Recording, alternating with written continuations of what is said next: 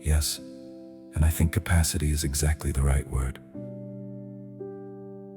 Moses is interesting because scripture doesn't present him as naturally unflappable.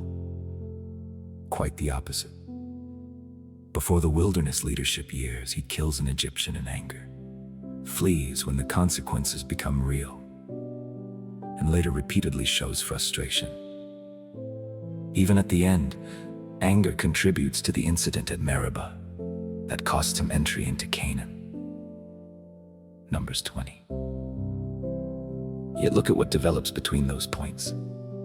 For decades, Moses leads people who complain about food, complain about water, question his motives, romanticize the slavery they escaped, build the golden calf almost immediately after covenanting with God, challenge his authority, accuse him of bringing them into the wilderness to kill them, and at one point essentially say, let's appoint somebody else and go back to Egypt. And Moses doesn't merely tolerate them. He repeatedly advocates for them. That's the part I think makes your observation stronger. In Exodus 32, after the golden calf, God tells Moses he could destroy them and make a nation from Moses instead. That's an extraordinary temptation for a frustrated leader. I'll remove everybody giving you trouble and make you the patriarch. Moses says no. He intercedes. Then Numbers 14 gets even more striking after the spies return and Israel again rebels. God proposes essentially the same thing: destroy them and make Moses into a greater nation. Moses again argues for mercy. That isn't composure in the social media sense of nothing bothers me. It's something much harder.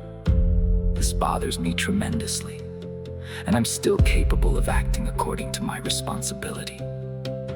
And there's an important counterweight to your relationship point. Scripture doesn't teach that strength means preserving every relationship indefinitely. Moses also establishes boundaries, administers judgment, confronts people, removes corruption, and eventually watches an entire generation die in the wilderness. Reconciliation isn't always the outcome.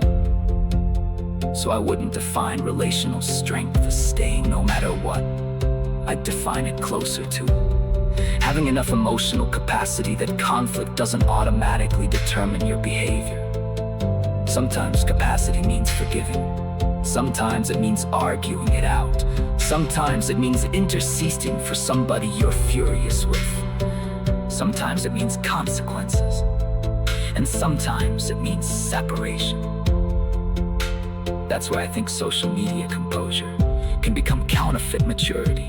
If your only way of remaining peaceful is eliminating everyone who frustrates, contradicts, disappoints, or wounds you, you haven't necessarily developed peace.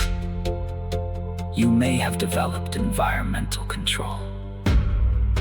Moses couldn't control his environment.